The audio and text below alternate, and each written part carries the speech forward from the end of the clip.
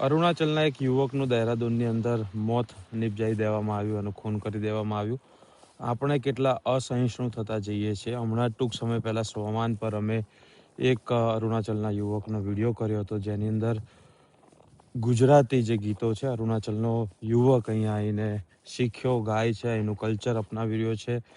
આપણાથી થોડા અલગ લાગતા લોકો જ્યારે આપણને જોવા મળે તો આપણે એને એના દેશ પ્રેમ ઉપર એના અલગ અલગ જે શબ્દો છે તેને લઈને એનું આપણે મજાક ઉડાવતા હોઈએ છીએ. આપણે એટલા તો કેવા અસહિષ્ણુ થઈ ગયા છે કે બીજા લોકો જોડે આપણે એને બીજું કંઈ કહેવામાં આવે, બીજા દેશના નામથી એને ચીડવવામાં આવે અથવા બોલાવવામાં આવે. ભારતીય તરીકે આપણામાં એટલી બેઝિક સેન્સ પણ ઘણીવાર નથી કે આપણા જ દેશના ખાલી તમારાથી થોડા અલગ લાગે છે એટલા માટે એને અલગ જે શબ્દોથી છે તેને ઉચ્ચારવામાં આવે. અને આપણે કોણ છે સૌથી પહેલાં તો કે કોઈની પાસે દેશભક્તિનું સર્ટિફિકેટ માગીએ.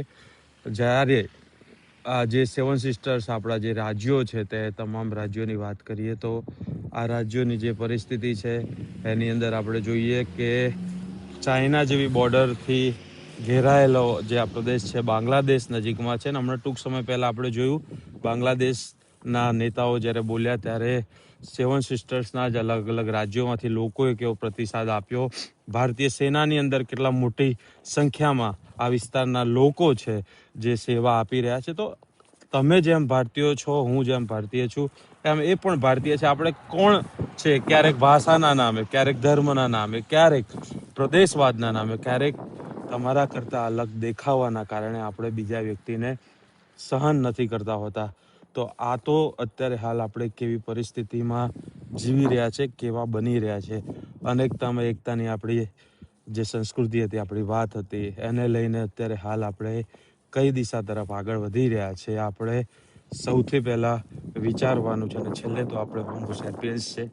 ગમે તે નાત જાત ધર્મ પ્રદેશમાંથી આવતા હોય, ગમે તે ભાષા બોલતા હોય, ગમે તે પ્રકારનું ભોજન આરોગતા હોય, પરંતુ જ્યારે માનવતાની વાત આવે તે સૌથી મોખરે હોય. અને એક વ્યક્તિ બીજા વ્યક્તિને સહન ના કરી શકે પોતાના જ દેશમાં, અને દેશભક્તિના સર્ટિફિકેટો એમની પાસે માગનારા આપણે કોણ?